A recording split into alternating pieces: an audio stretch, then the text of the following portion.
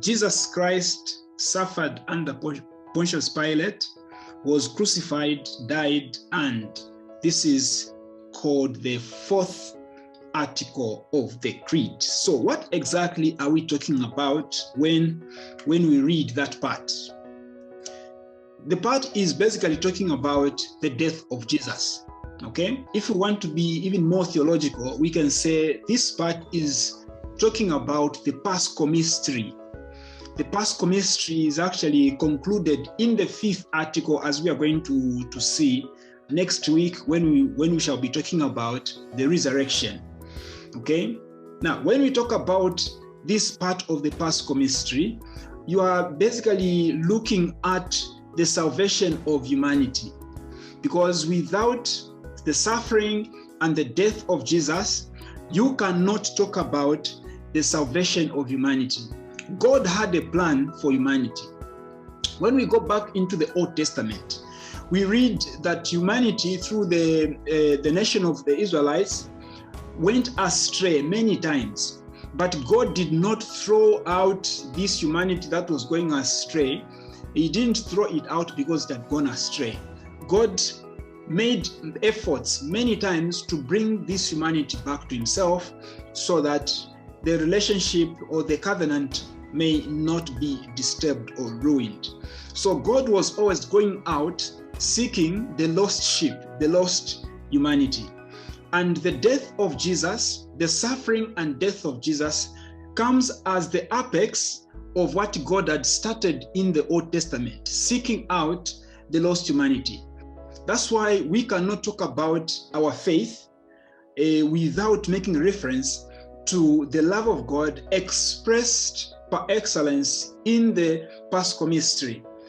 So everything that God had started before comes and reaches its culmination, if you like, in the Paschal Mystery, in the life, suffering, and death of Jesus. So what we are talking about today is something that is very dear to our faith.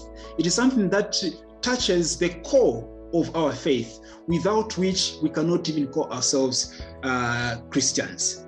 So when we say Jesus Christ suffered under Pontius Pilate, was crucified, died, we are now getting into the understanding of the salvation that God had started planning long before. Now, when we say that Jesus came and died for humanity, what we are basically saying is that Jesus came and became the new ransom for humanity. What does this mean? It means that before, in the Old Testament, there was something that people were already doing in order to say sorry to God if they had sinned. But Jesus comes in the New Testament to be the new ransom. Before the new ransom, before the New Testament, people used to offer holocaust. They used to offer burnt offerings for the expiation of their own sins. The family of the Levites were a priestly family, and these were the ones that were going into the temple to offer offerings on behalf of the people, to offer prayers on behalf of the people. So if you sinned, then some burnt offering was supposed to be offered on your behalf so that God forgives you of what you have done.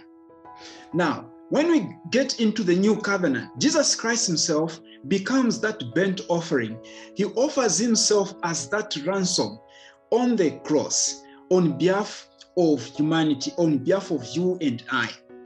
Jesus becomes the new ransom, the old ransom being the burnt offerings that were there before. But Jesus becomes the new ransom for the expiation of the sins of humanity. In other words, the coming of Jesus, his life, suffering, and death becomes an element of reconciling God with humanity. Because the understanding is that when humanity goes astray, when humanity sins, when you sin, even you as an individual, you create a gap between yourself and God. But Jesus comes to bridge this gap that sin creates between humanity or between you and your God. Going forward, in this fourth article of the Creed, there is also the mention of Pontius Pilate. Now, as you might know, Pontius Pilate was not a Jew. He was a Roman governor. But since the Romans were the ones that were ruling at that time, they were also the ones that were passing sentences on people that were deemed criminals, or that were brought before the Sanhedrin as criminals. And so Pontius Pilate, being a Roman governor, had a say on the fate of Jesus. And that is why people brought Jesus to him. But when this Jesus is brought before this governor Pilate, of course, Pilate does not immediately pass the sentence. He begins to ask some questions to understand why this person has been brought before him.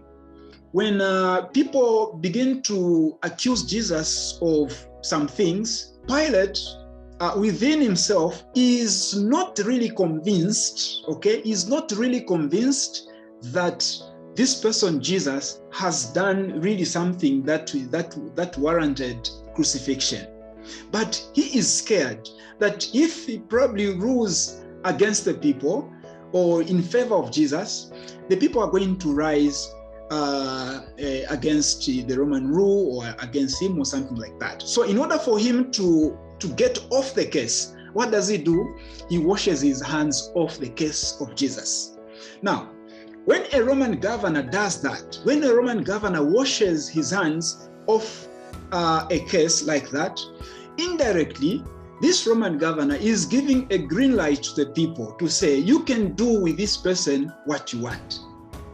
So Jesus is taken to be crucified.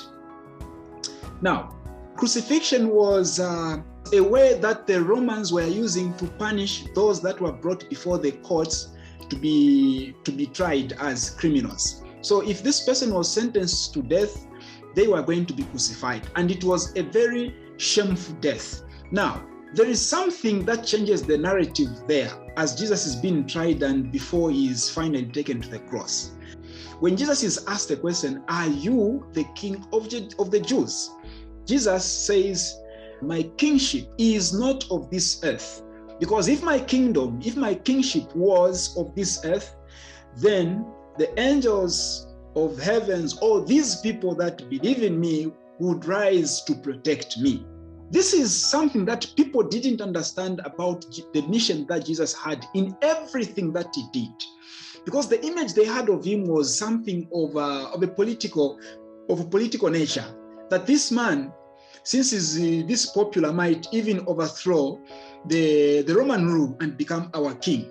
But Jesus was something different from that. In everything that Jesus did, right from incarnation up to his death, there was a mission behind or beyond.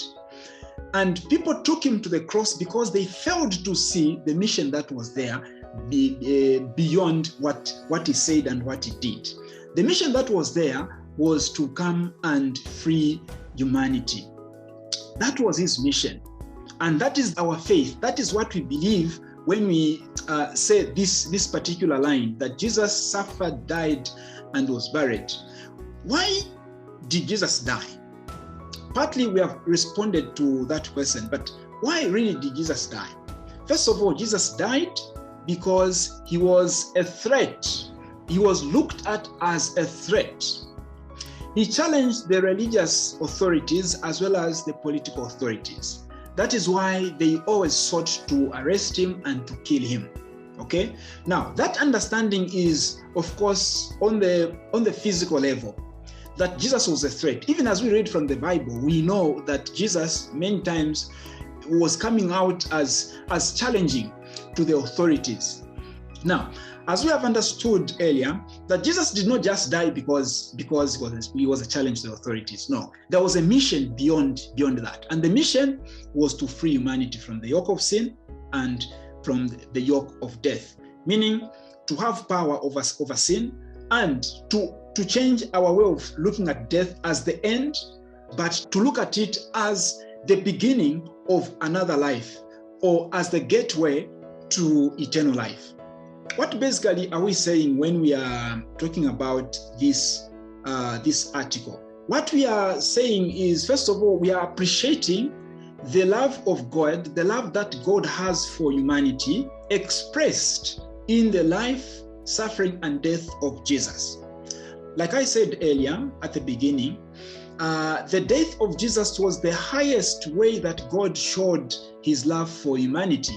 The love that God has for humanity is profound. It is unconditional, such that he had even to send his son to come and die for humanity in order to bridge the gap that the sinful humanity had created between humanity itself and God. So Jesus comes and bridges that gap through his Paschal Mystery.